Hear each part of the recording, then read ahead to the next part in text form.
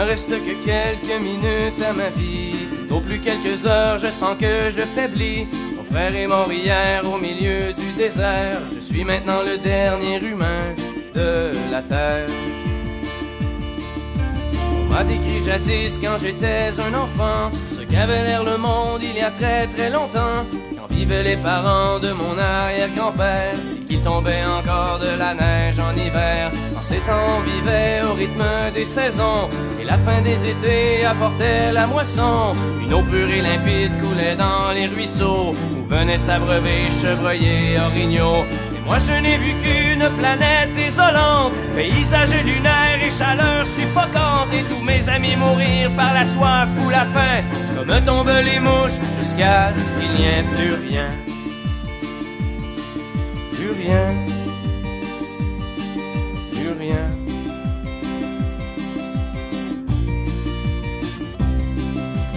Il ne reste que quelques minutes à ma vie. Au plus quelques heures, je sens que je faiblis. Mon frère est mort hier au milieu du désert. Je suis maintenant le dernier humain de la terre. Ça a commencé il y a plusieurs années, alors que mes ancêtres étaient obnubilés par des bouts de papier que l'on appelait argent, qui rendaient certains hommes vraiment riches et puissants.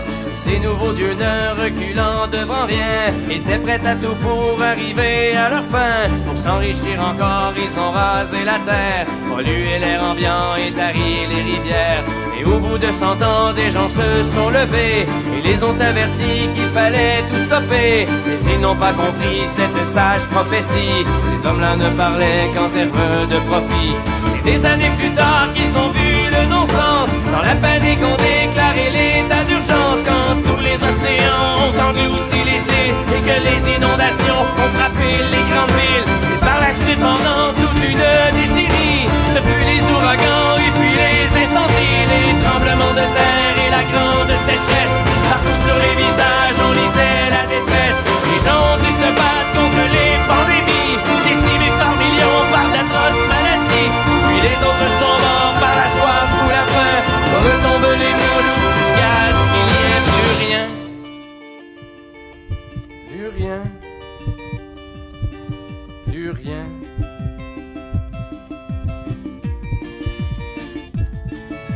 Mon frère est mort hier au milieu du désert. Je suis maintenant le dernier humain de la terre. Au fond, l'intelligence qu'on nous avait donnée n'aura été qu'un beau cadeau empoisonné, car il ne reste que quelques minutes à la vie. Tout au plus quelques heures, je sens que je faiblis. Je ne peux plus marcher, j'ai peine à respirer. Adieu l'humanité, adieu l'humanité.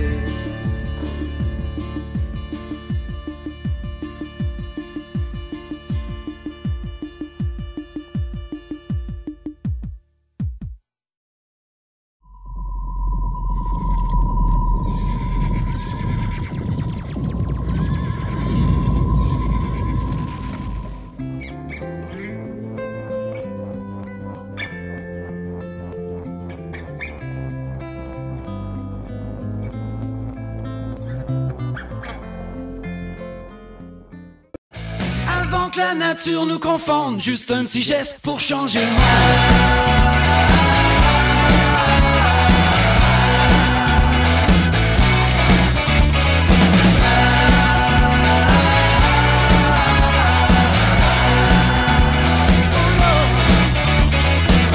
Quand l'hiver ressemble à l'été, qu'il pleut, qu'il grêle au mois de mai,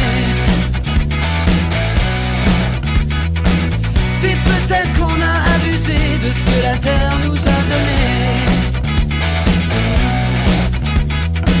Si la pollution c'est l'argent, faudrait qu'on arrête les paiements avant que l'air qu'on puisse respirer ne s'achète qu'au supermarché. Et si vous cherchez des réponses, dites-vous que juste un petit geste peut changer le monde.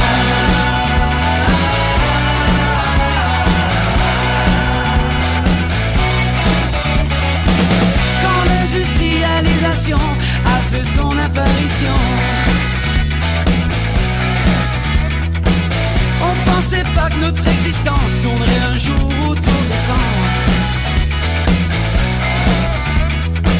Et beaucoup d'hommes sont venus nous prêcher cacher toutes ces vertus. Et leur vérité prétendue nous a tous laissés sur le cul. Mais si vous cherchez des réponses, dites-vous que juste un petit geste peut changer le monde. Changer le monde, changer le monde, changer.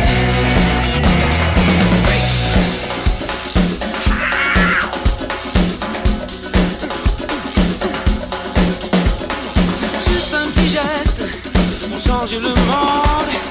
Juste un petit geste pour changer le monde, yeah. Juste un petit geste.